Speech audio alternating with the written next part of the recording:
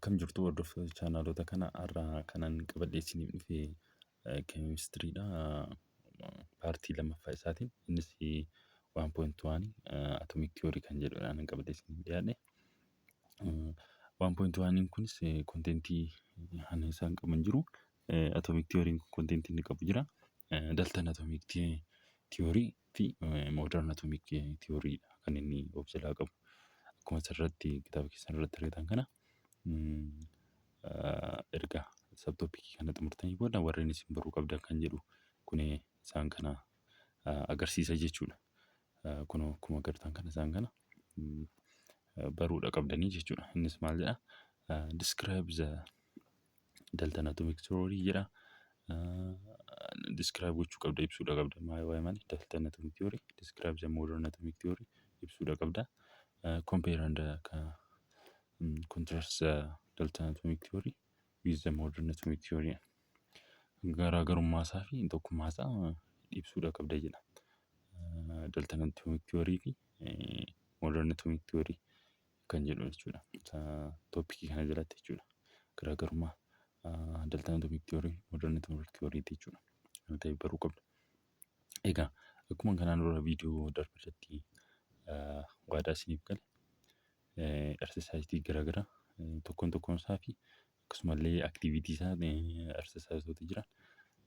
Osoo biraan darbiin otoo isin hin galiin biraan dabarru jedhee isinitti himeen ture. Akkasuma waadaa isinii galee ture. Haa ta'uuti activity illee akkasuma tokkoon isaa otoo biraan darbiin hojjenne jechuudha. Activity 1.1 maal jedha? From a group and discuss the following idea jedha. Yaadota kana gadi jiran dhiifama. Yaadota kana gadi jiran discuss godhaa jedha groupiidhaan. Innis maal jedha? Dalton contribution was different from that of the ancient Greeks who postulated the existence of the atom. Point out the difference between the two ideas. Present our discussion on the class. Kun egaa akkuma dura kanaan dura isin jedhe activity 1.1 kun wanta adda ta'e isin jiru asuma keessatti san kontentii kana keessatti dubbachaa turedha. Waa'ee ancient Greekii Greek postulate warreen godhan postulate sun boqonnaa dhiifama paartii sadii darbe keessatti paartii tokkoffaa keessatti waa'ee postulate ancient Greekii haasa'een ture. Isaan akkana waan gaaffii isinitti ta'a jedhee yaadu activity isaas waan ifadha jedhee yaada. Waan haaraa miti jedhee amana. Isa paartii isa duraa keessatti waan waa'ee isa dubbadhee rifu jechuudha. As keessatti waa'ee baay'ee dubbadheen ture isaan kana keessatti jechuudha. Waa'ee dimokiraatis haa ta'u waa'ee dimokiraatis maal akka jedhe Kiristoos maal akka jedhe Dalton illee maal akka jedhe jechuudha. Isaan kana dura dubbadheen ture jechuudha. Activity kunis haaraan ta'uudhaan amana.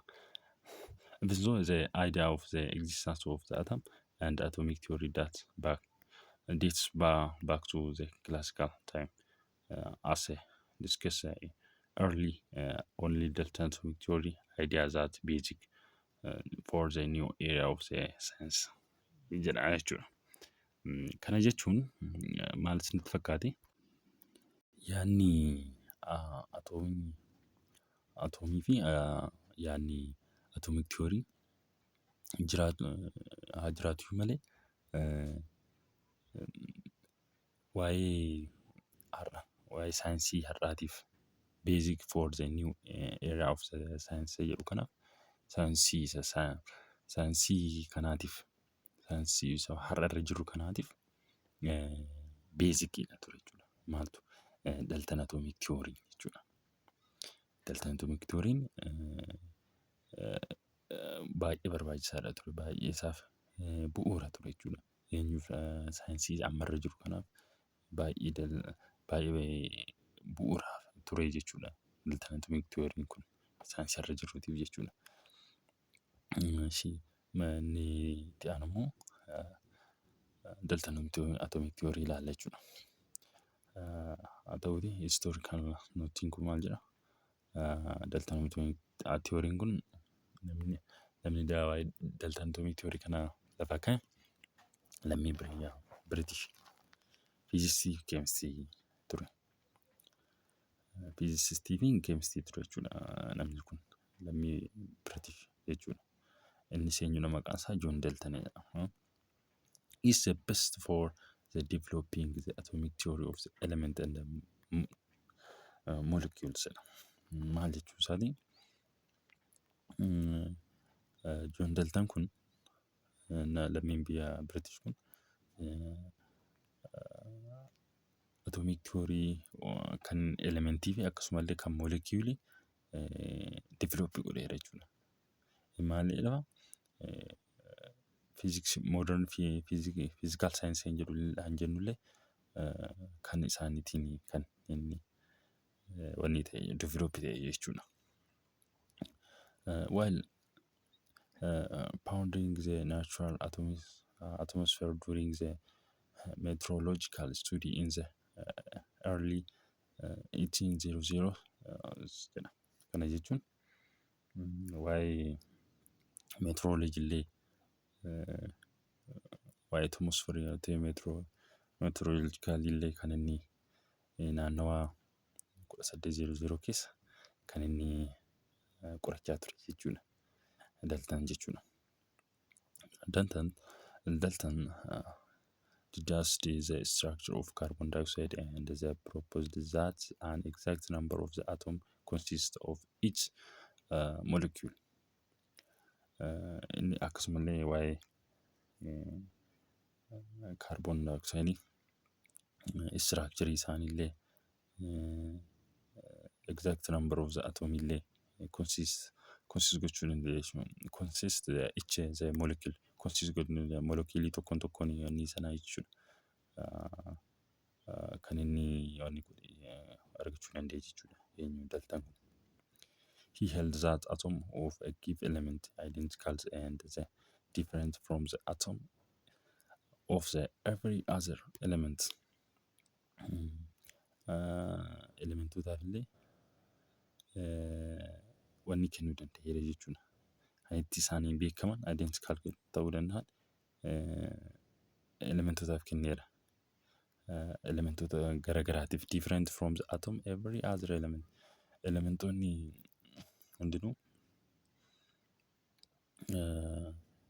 ittiin beekaman fakkeenyaaf haayidroojiinii haa ta'u oksijiinii akkasuma naayitiroojiinii soodiyeemii warreen akkasii kun wanni mataa isaaniitiif identic numberii kan garagaraa akka argatan mataa isaanii akka qabaatan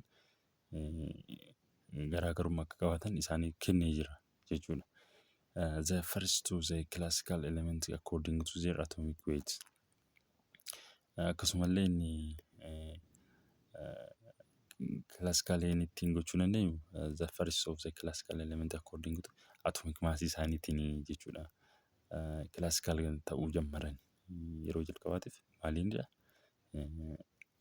Hanga atomaa isaanii jechuudha. Atomic weight jechuudha. Hanga atomic weight isaaniitiin kan yeroo jalqabaaf classical ta'uu danda'an jechuudha elementoonni. Dalton said the stage of the revolution in scientific zone. Kanaaf Dalton revolutionii saayinsiidhaaf yaadni godheera jechuudha. Baay'ee warraaqsa saayinsiitiif baay'ee bakka guddaa nama qabudha jechuudha. Dalton kun baay'ee nama cimaa kan jedhamu waa'ee atoomiitiif illee waa'ee baay'ee lafa kaa'ee baay'eedhaaf illee lafa kaa'eera. Haa ta'uutii kun histirii isaatii waan ta'eef xinnoo histirii isaa kitaabota garaagaraa irraa dubbistanii baay'inaan argachuu dandeessu waa'ee John Dalton jechuudha. Haa ta'u gaa nuti barnoota keenya kabraa itti sattaanutti fufna jechuudha. In 1804, John Dalton developed the first modern theory of the atom jedha. Egaa John Dalton kun in 1804 egaa nama yeroo jalqabaatiif modern atomic theory develop godhate jechuudha. Kana jechuu isaati. And the proposed their existence propose gochuu danda'eera maal jechuudha. Maal jechuu keenya proposed their existence yeroo jedhu akkaataa argama isaanii jechuudha. John Dalton inni jechuudha akkaataa argama isaanii lafa kaa'e jechuudha. Dalton theory was based directly on the idea of element and compound and on the three law of combination. Egaa Dalton kun maal jedhama? Maarratti inni kan inni hundaa'ee yaadota kana kaasa modern atomic theory kan jenne kana jechuudha. First modern atomic theory develop godhe kan jennu maarratti laa nuti kan inni idea kana onnee waa'ee elementii fi waa'ee compound irratti jechuudha. Elementii fakkeenyaaf amma elementii yeroo jennu waan akkam elementii yeroo wanta qulqulluu ta'ee jechuudha mitiidha. Kana yeroo jennu fakkeenyaaf oksijiinii qubaa isaa osoo weetirii faana hidroojinii faana otoo walitti makamiin kan jennu oksijiinii jenna mitiire akkasiin jechuudha. Fakkeenyaaf amma weetiriin H2O jennaani H2O dha oksijiinii fi hidroojinii walitti makamee weetiriin nuu kenna. Kanaafuu elementii kan jennu immoo hidroojiniin qubaa oksijiiniin qubaasa jechuudha. Compound yeroo jennu immoo H2O isa jennu jechuudha. Weetirii kan jennu kunoo akkuma asirratti arginu ishii kana jechuudha. Ishiin wanni diimaa kanaan itti marfee jechuudha. Kalara diimaa kanaan itti marfee jechuudha. Compoundiin elementiin immoo hidroojiniin qubaa akka oksijiiniin qubaa jenneet ilaalla jechuudha. Kanarratti hundaa'eeti amma idea kana kan inni fide. Ideaawwan kunis ni jiru. Isaan immoo seera combinationii kan jennu chemical combinationiiti. Haa ta'u egaa compound fi elementii jedheen elementii fi compound jennee miti egaa Dalton. And the three law of combination chemical combination jedha. Innis three law kan jedhu kun seerri sadan kun maal chemical combination keessatti amma keemikaala tokko ni jira miti wal nyaatis keemikaala tokko ni jira. Walitti makamu malee keemikaalli tokko gaggeeffamu wal nyaatis keemikaala tokko isaanii akkamittiin kan jedhu sun seerota sadiitu jiru. Isaan law of conservation of mass, law of definite proportion, law of multiple proportion kan jedhu kana fide jechuudha. John Dalton kun maal keessatti dhaaneen yeroo wal nyaatis keemikaala gaggeeffamu seerota sadan kanatu jira jedhee lafa kaa'ee John Dalton jechuudha. John Dalton seerota sadan kana lafa kaa'e. Tokkoon isaanii ilaala jechuudha seerota sadan kana. Law of conservation of mass inni maal jedha? Law of conservation of mass jechuun maal jedha? It says that the matter is neither created nor destroyed. Kana jechuun wal nyaatisa keemikaalaa tokko keessatti yeroo gaggeeffamu maateriin kamillee hin uumamus hin badus kan jedhudha. Neither created nor destroyed jettu kana naa qabadha. Neither created hin uumamus hin badus. Maal keessatti? Wal nyaatisa keemikaalaa keessatti jechuudha. Wal nyaatisa keemikaalaa keessatti maateriin kamillee hin uumamus hin badus. Fakkeenyaaf amma wanni haa fudhannu soodiyeemii fi kilooraayidii haa fudhannu. Soodiyeem kilooraayidii dha miti egaa. Soodiyeem kilooraayidii ashaboo jechuudha. Soodiyeemii fi pilaas maaltu jira? kiloorinii jedhamte isaan kana keessatti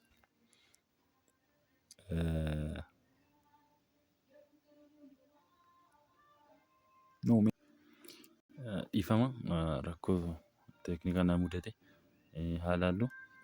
Egaa amma akkuma isiniin jedhe hin uumamus hin badus jedheen ture egaa wanni keessatti nyaata keemikaala keessatti fakkeenyaaf haa ilaallu jechuudha. Kan ashaboo jechuudha. Ashaboo maal jennaa? Soodiyeemii fi kiloorinii jira. Soodiyem pilaas kiloorinidha. Kana keessatti soodiyem fi kiloorinii jedhamtee egaa.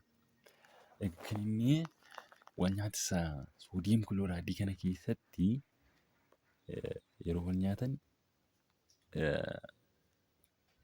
matter is neither created nor destroyed isa jedhu kana noo mirkaneessa jechuudha. Haala haalluutii walumaanii maal jedhaa? Soodiyemii fi kiloorinii gaafa nyaatu soodiyem kilooraayidii kana keessatti maateriin hin uumamus hin badus jedha gamma erga wal nyaataniis erga wal nyaatiin dura jechuudha. Amma soodiyemiin aziraa ida'uu kiloorinii maaluu kenna? Soodiyem kilooraayidii nuu kenna miti egaa. Kana keessatti maasiin aziruu fi ida'uu maasii aziruu walqixa.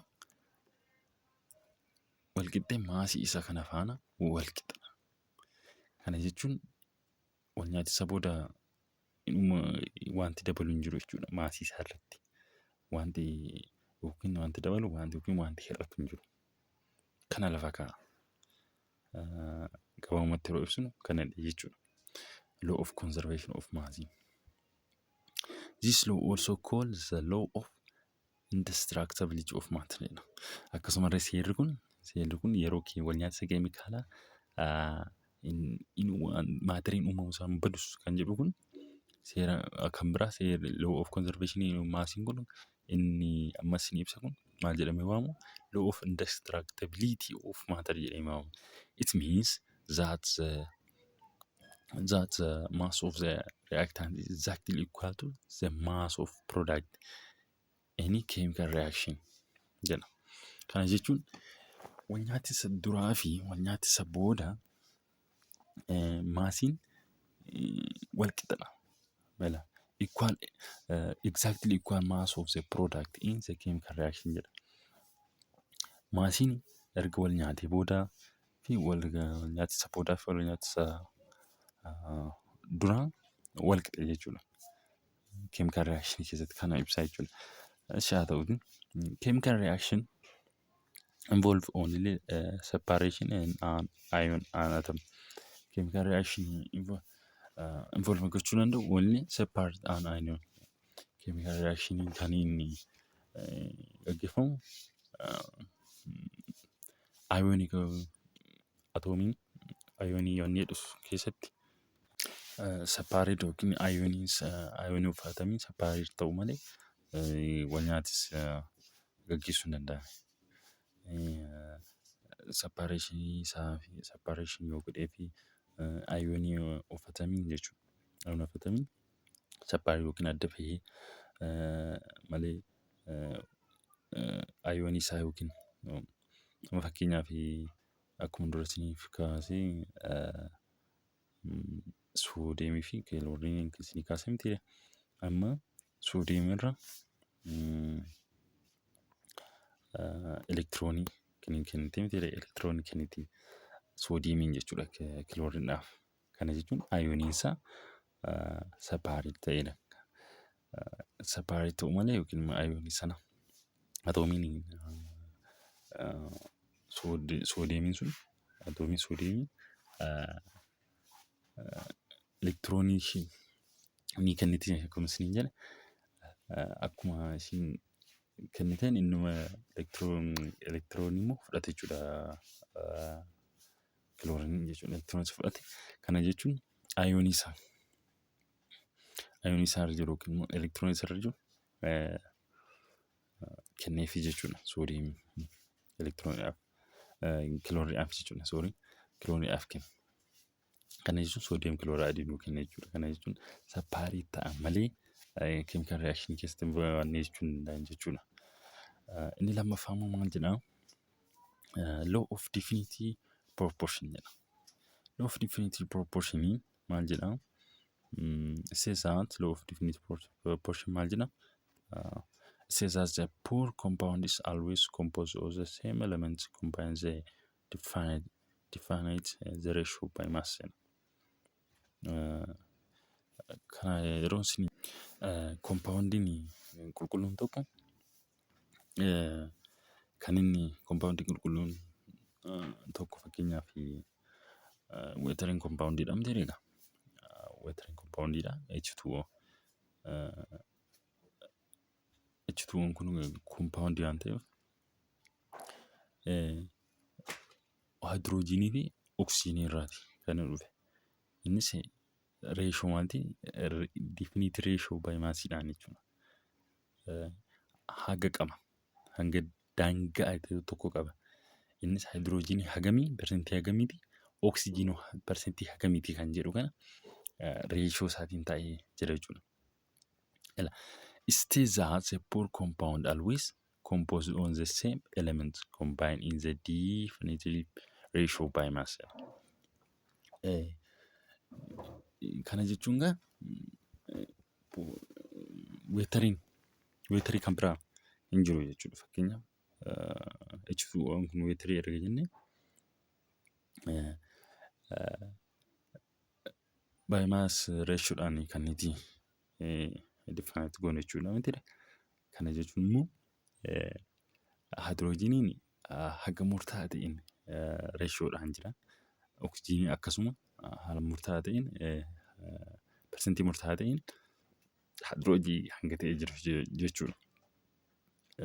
Haga ta'e kan jira keessatti ratio kanaatiin ratio murtaa'aa wayiitiin wayii qabu jechuudha. Ratio murtaa'aa wayii sun qabu ratio murtaa'aa suniin kan isaan weetarii jedhamuu danda'an jechuudha.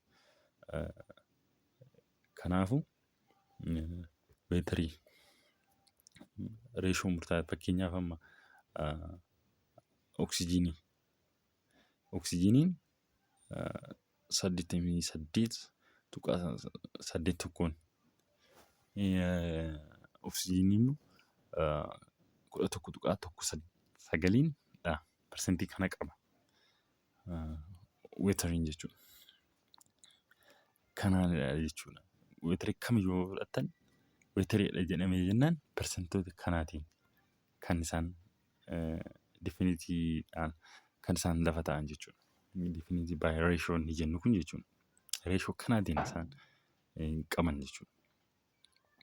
Kana maaltu jedha? Law of definite proportion jedha. Law of definite proportion erga kana jedhee kana jechuun fakkeenyaaf 1.1 miti 11.19 kun otoo 11.20 ta'ee jiraatee yookiin immoo inni kun immoo xinnoo otoo dabale gara 9 hydrogenii yookiin immoo oksijiiniin yookiin yoo qannas yookiin yoo dabale waan weetarii jechuun jennuuf hin qabnu jechuudha. Maaliif kanaan daanga'ee taa'eera. Weetariin persentii kanaan haguugaa weetarii keessatti hydrogenii hamma kana oksijiinii hamma kana jedhee proportionii isaatiin taa'eera jechuudha. Persentii hamma kana qaba inni qaba jechuudha. Oxygen by mass and the proportion to by ratio dhaan waan ka'eef ratio to 1 by the volume. Volume san qabatee jiru jechuudha. 2 irra 2 qabatee jira jechuudha. Kana ifadha jedheen amana. Inni seera sadaffaa immoo maal jedhaa? Law of multiple proportion jedha. Law of multiple proportion kan jedhu. No maal jedhaa? It says that two different compounds are formed from the same element. The mass of one of the elements in the two compound compared to give the mass of the other ratio in the small wall ratio number ratio. For example, carbon and oxygen from two compound, carbon monoxide, carbon dioxide.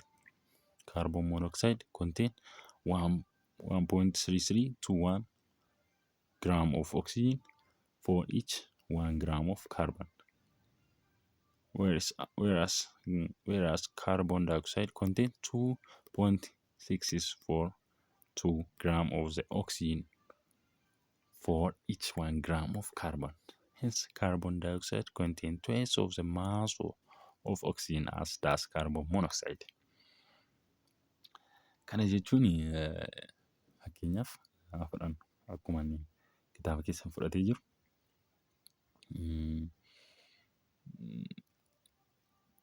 koompaawundii lama argachuu dandeenya maalirraa? The same element irraa jechuudha. Elementoota wal fakkaatan irraa koompaawundii argachuu dandeenya jechuudha. Fakkeenyaaf akkamitti argachuu dandeenya? Halaal waliin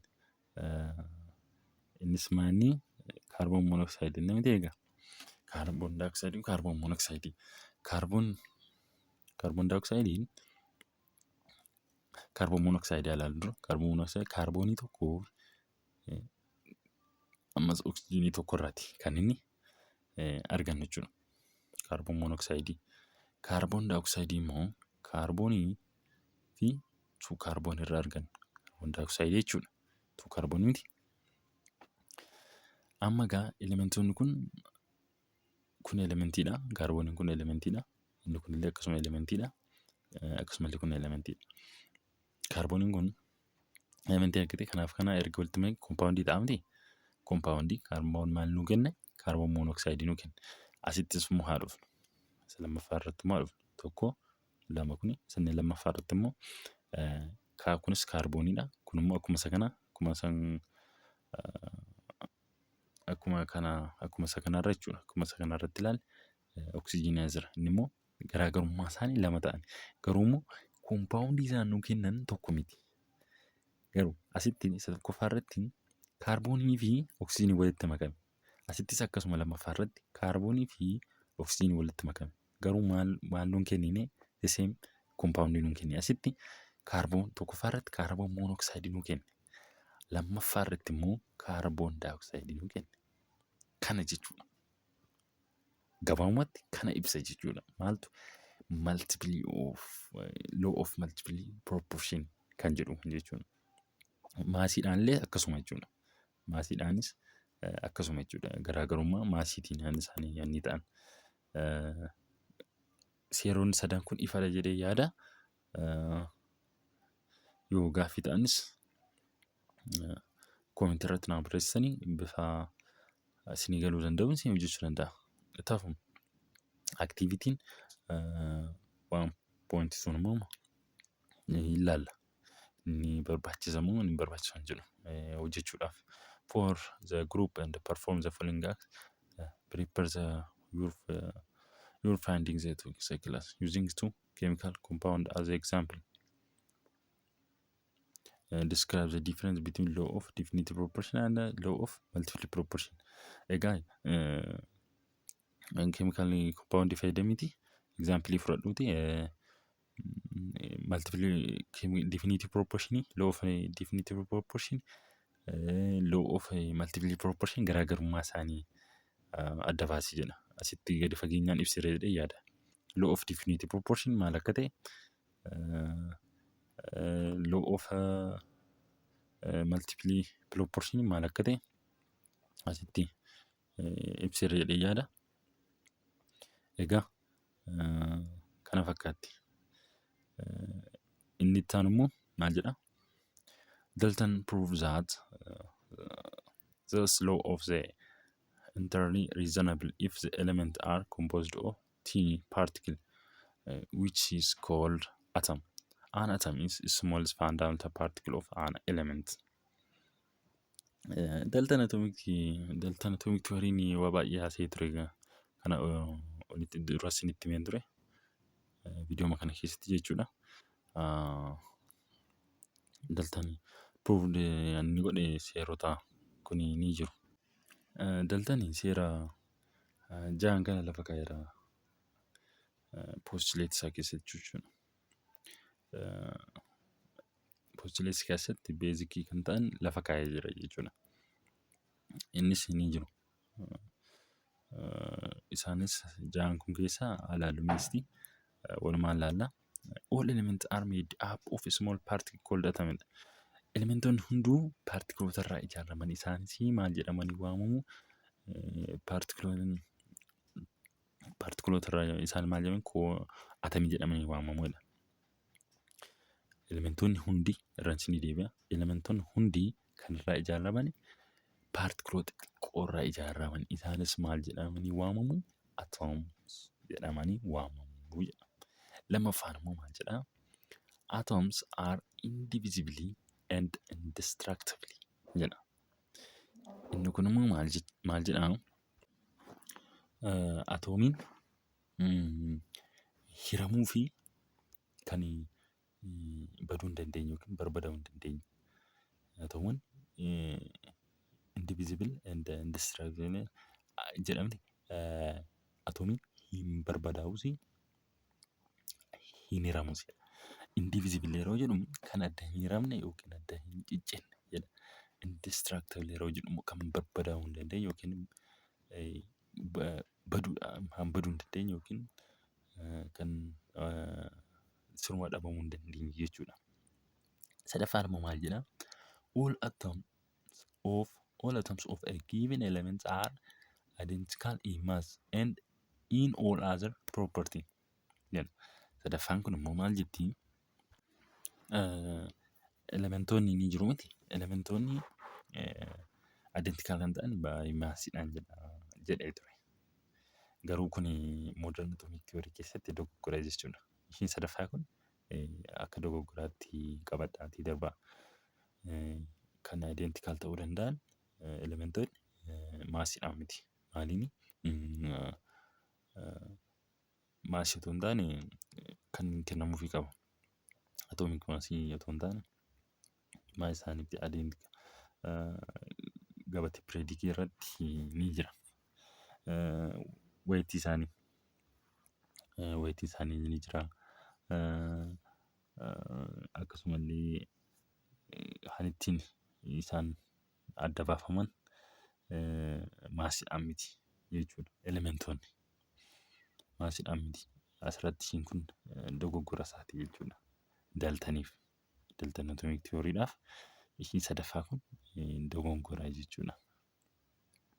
Akkasumallee ni jiru. Dogoggorri asuma keessatti ilaalla jechuudha walumaan.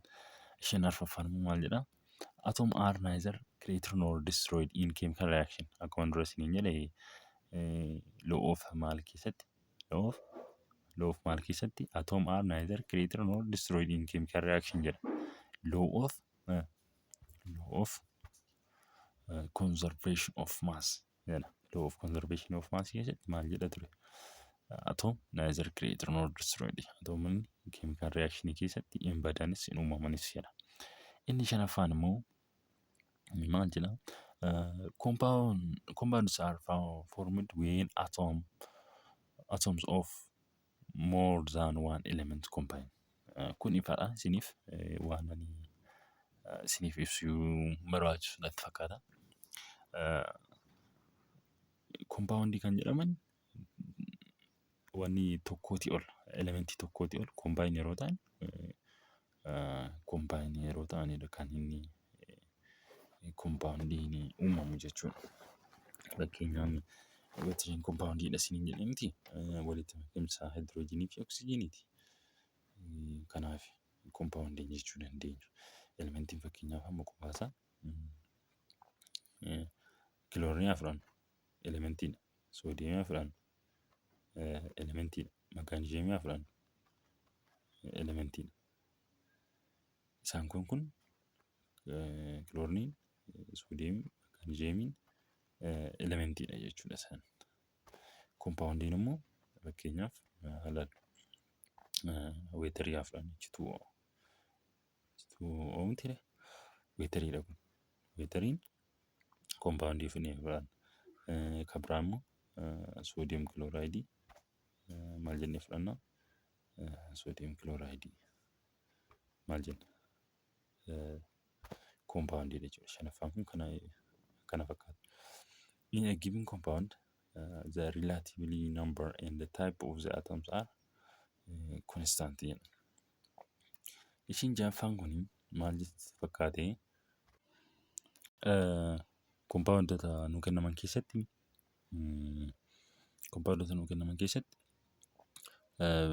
elementoonni sun firakshinii dhaabbataadhaan jiru jechuudha. Firakshinii mataa isaanii danda'e kan qaban mataa isaanii danda'e suniin kan isaan jedhan jechuudha. Compoundota reechoodhaan kan isaan ta'an.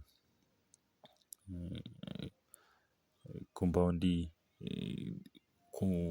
elementoonni tokko ni jiru dhiifamu. Elementoonni tokkoon sun keessatti elementoonni jiran sun keessa compoundiin gaafa walitti makaman compoundii ta'uu gaafa elementii walitti makaman sana keessatti reeshoo mataa isaanii danda'e qabu. Elementiin tokko reeshoo mataa danda'e qaban inni tokkos reeshoo mataa isaa danda'e qaban yeroo wal makaman compoundii nu kennan sun keessatti reeshoo mataa isaanii danda'e qabu jechuudha elementoonni kana ibsiti ja'affaan. Also, some of the postulates, like postulates number 2 and number 3, have been shown incorrect by later work. Garuu sadaffaa fi nambarri postulatiin kan inni kun postulatiin delta atomic theory kun postulatiin isaa maal jedhaa? Kamtu dogoggora ta'ee lammaffaa kanaa fi sadaffaan kun incorrectidha ta'e. Erga modern atomic theory kana dhufee jechuudha.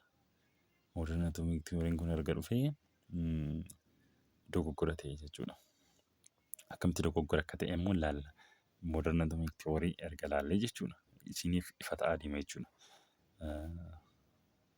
Dogoggora ta'uusaa delta postulate of delta atomic theory kun akkamitti dogoggora akka ta'e ifa isiniif ta'a jechuudha. Kanaan alatti isaan tokkoffaan, arfaffaan, shanaffaan, ja'affaan sirriidha jechuudha. Kanaafuu akkas jedhee incorrect by letter of word turtii booda kan inni turtii xiqqoo booda sirrii ta'uu hin dandeenye jechuudha. Hojiin inni lammaffaa kunii fi inni sadaffaan kun postulatiin wanni kun jechuudha. Sirrii miti jechuudha. Inni maal jedhu kun jechuudha. Inni indestructibly, indivisibly akkasumallee